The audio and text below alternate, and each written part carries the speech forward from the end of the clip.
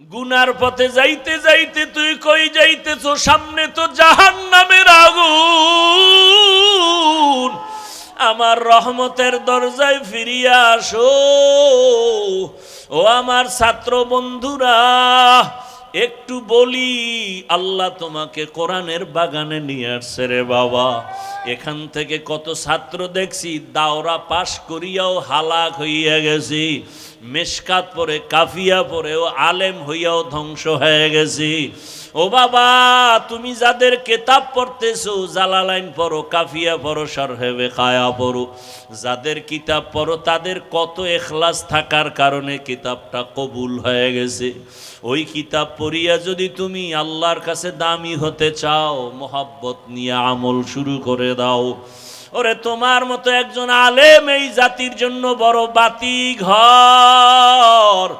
এই দেশে বড় ভালো আলেমের প্রয়োজন, ইখলাসওয়ালা আলেমের বড় দাম। আল্লাহর কোরআন সিনায় নিয়েছো বাবা, গুনাহ ছেড়ে দাও।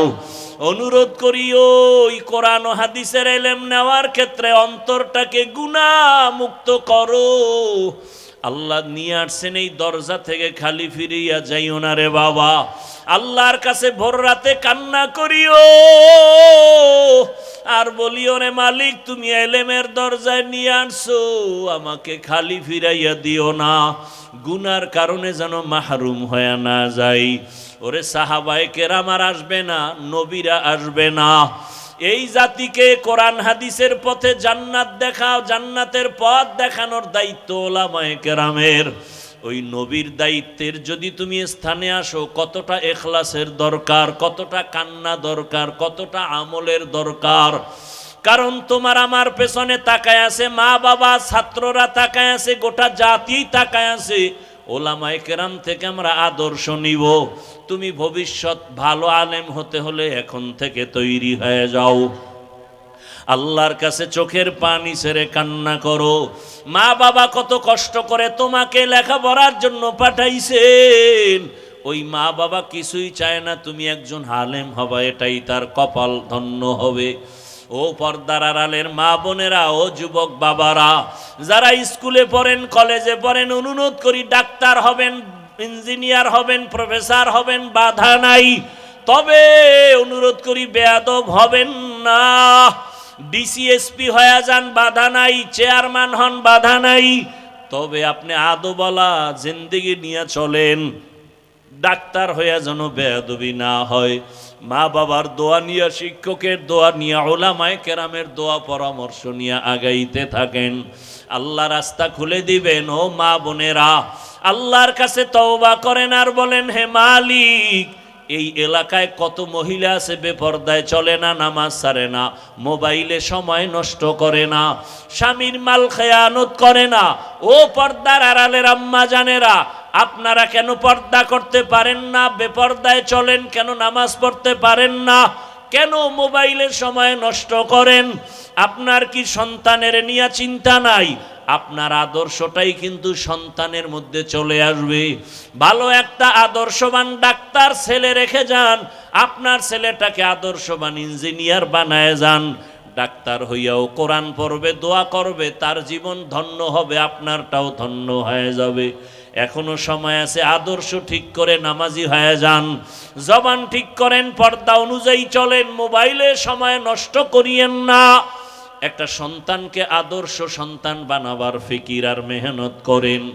আমার নবীও চোখের পানি ছেড়ে কাঁদেন, আবু বকরের কান্নাও চলতেছে।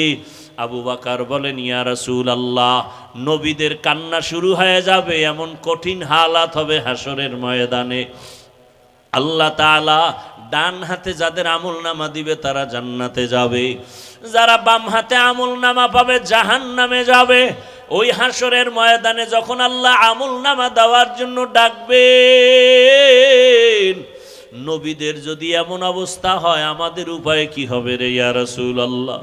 আল্লাহ যদি ডাক দিয়ে, আবু বকর, আমার জান্নাত তোমার জন্য দিয়া দিলাম, দুনিয়াতে ঘোষণা দিয়ে দিছি তুমি জান্নাতি, আমার জান্নাত পাওয়ার জন্য কি আমল নিয়ে আসছো বলো। আমি যদি বলি, হে আল্লাহ, তোমার মোহাব্বতে রোজা রাখলাম, তেলাওয়াত করলাম, নামাজ পড়েছি, যাকাত দিয়েছি।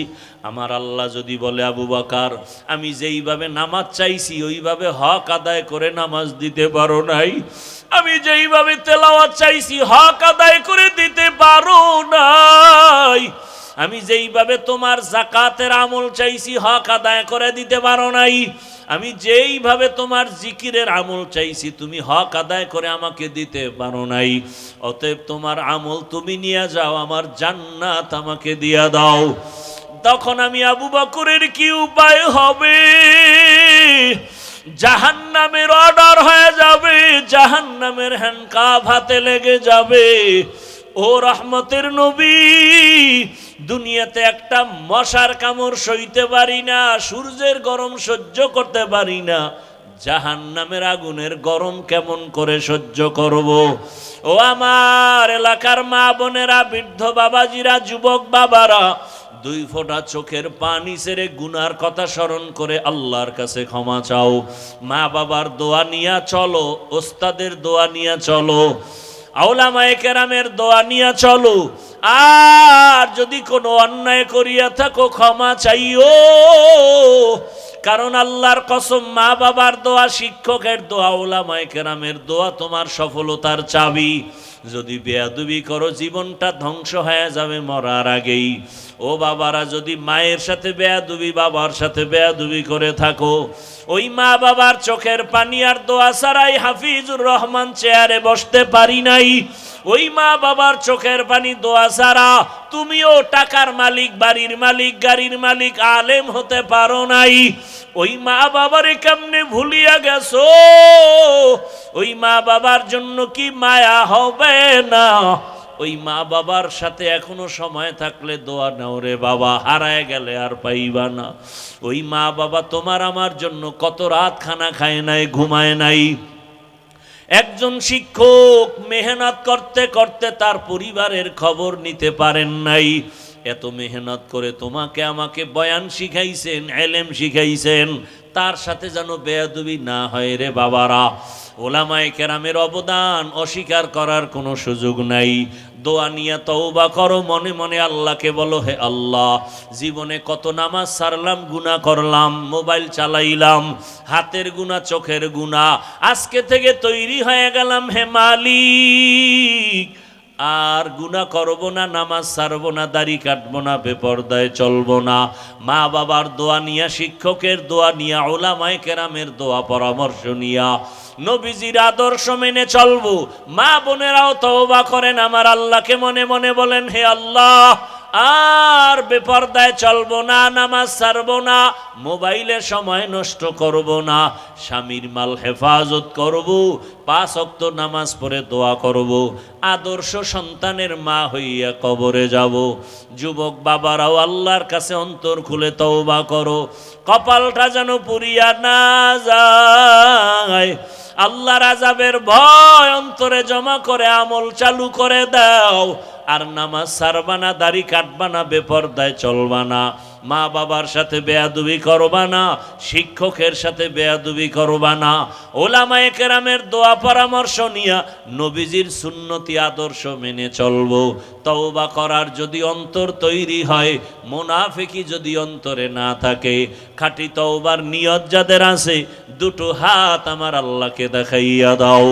আয় আল্লাহ, হাতগুলো কবুল করে নেন, তওবা কবুল করে নেন, তওবার উপরে মজবুত হইয়া চলার মতো তৌফিক আমাদের দান করেন, আমিন। আলহামদুলিল্লাহি রাব্বিল আলামিন, والصلاة والسلام على سيد الأنبياء والمرسلين وعلى آله وأصحابه أجمعين يا أرحم الراحمين يا أرحم الراحمين يا أرحم الراحمين رب ارحمهما كما ربياني صغيرا बता हमको तेरे राह किस तरफ है तेरे राह पर चला हमको खुदाया बेगुनाह न गुज़श्त बरमा साअते बहुज़ूरे दिल न करदम ताअते या इलाही मुझसे मुझको दूर कर ताकि देखो मुझ में तुझको एक नजर या इलाही तू मेरा माबूद है या इलाही तू मेरा माशूक है अल्लाहुम्मा इन्नका अफून करीम तुहिब्बुल अफ़्वा फ़अफ़ु अन्ना अल्लाहुम्मा इन्ना नस्अलुका रिज़ाका वल जन्नह व नऊज़ु बिका मिन सख़तिका वन नार अल्लाहुम्मा इन्ना नऊज़ु बिका मिनल बरसी वल जुनूनि वल जुज़ामि व सय्यिइल अस्क़ाम अल्लाहुम्मा इन्ना नस्अलुका इल्मन नाफ़िआ व रिज़्क़न वासिआ व शिफ़ाअन मिन कुल्लि दा या हय्यु या हलीमु या अज़ीज़ु या करीम बिहक़्क़ि इय्याका नअबुदु व इय्याका नस्तईन फसह्हिल या इलाही कुल्ल सअबिन बिहुरमति सय्यिदिल अबरार सह्हिल बिफज़लिका या अज़ीज़ अल्लाहुम्मा इन्नी अऊज़ु बिका मिन कुल्लि अमलिन व क़ौलिन युख़ज़ीनी अल्लाहुम्मा अर्हमनी बितर्किल मआसी अल्लाहुम्मा अर्हमनी बितर्किल मआसी अल्लाहुम्मा अर्हमनी बितर्किल मआसी ও দয়ার মালিক কুদরতের নজর দিয়া তাকায় দেখে আয় আল্লাহ কোরআনের বাগানের মধ্যে কারা কারা আপনার দরওয়াজায় হাত উঠাইছে আয় আল্লাহ কত ওলামায়ে কেরাম হাজির কত দাড়িওয়ালা মুরব্বি কত ব্যবসায়ী কত চাকরিজীবী কত যুবক কত ছাত্র পর্দার আড়ালের কত মা বোনেরা হাজির হয়েছে ও আল্লাহ আমরা তওবার নিয়তে আসছি দুনিয়াতে যেদিন আসছিলাম কত পবিত্র মা বাবা কত আনন্দ করেছিলেন আজকে সেই পবিত্র জীবনটা গুনার কারণে নাপাক করেছি রে আল্লাহ কেউ জানে না আমার গুনার কারণে আমার হাত নাপাক আমার চক্ষু নাপাক আমার জিহ্বা নাপাক আমার অন্তর নাপাক ও আল্লাহ গুনার দিয়ে তাকাইয়া দেখি জাহান্নাম ছাড়া কিছুই না কিন্তু আল্লাহ দুনিয়ায় সূর্যের গরম সইতে পারি না বেতের বাড়ি সইতে পারি না মশার কামড় সইতে পারি না গুনাহ নিয়ে কবরে গেলে মাটির চাপ কেমন করে সহ্য করব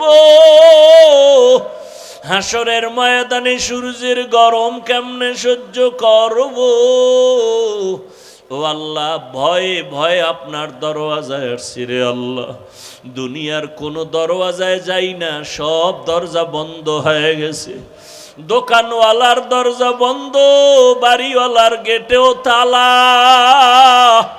ওরে মায়ের ঘরের দরজা বন্ধ বোনের দরজা বন্ধ সব দরজাগুলো বন্ধ কিন্তু আপনার রহমতের দরজা বন্ধ নাই রে মালিক আমরা কারো দরজায় না গিয়া রহমতের দরজায় হাজির তওবা করে আসছি তওবার জন্য আসছি আর গুনাহ করব না আর দাড়ি কাটবো না নামাজ ছাড়বো না বেপরদায় চলবো না মা বাবার সাথে বেয়াদবি করব না আর ওস্তাদ শিক্ষকের সাথে বেয়াদবি করব না উলামায়ে কেরামের সাথে বেয়াদবি করব না আয় আল্লাহ আপনার মতো দয়াময় কেউ নাই একটা সন্তান অন্যায় করে মাকে ক্ষমা চাইলে মায়ের মন নরম হয়ে যায় একটা ছাত্র অন্যায় করে চোখের পানি ফেলে যদি বলে হুজুর আমাকে মাফ করে দেন, দয়া এসে যায়। ও আল্লাহ, ওই মা বাবার থেকে, শিক্ষকের থেকে আপনার মায়া অনেক বেশি। আমরা চোখের পানি ছেড়ে বলতেছি আল্লাহ ভুল করেছি, গুনাহ করেছি, হায় আল্লাহ নাফরমানি করেছি, আয় আল্লাহ আপনি রাগ করিয়া ফালাইয়া দিয়েন না, আয় আল্লাহ গুনার কারণে ফিরাইয়া দিয়েন না, মেহেরবানি করে আমাদের মাফ করে দেন, আয় আল্লাহ জীবনের গুনাহ মাফ করে দেন, তওবার উপরে মজবুত হইয়া চলার তৌফিক দান করেন।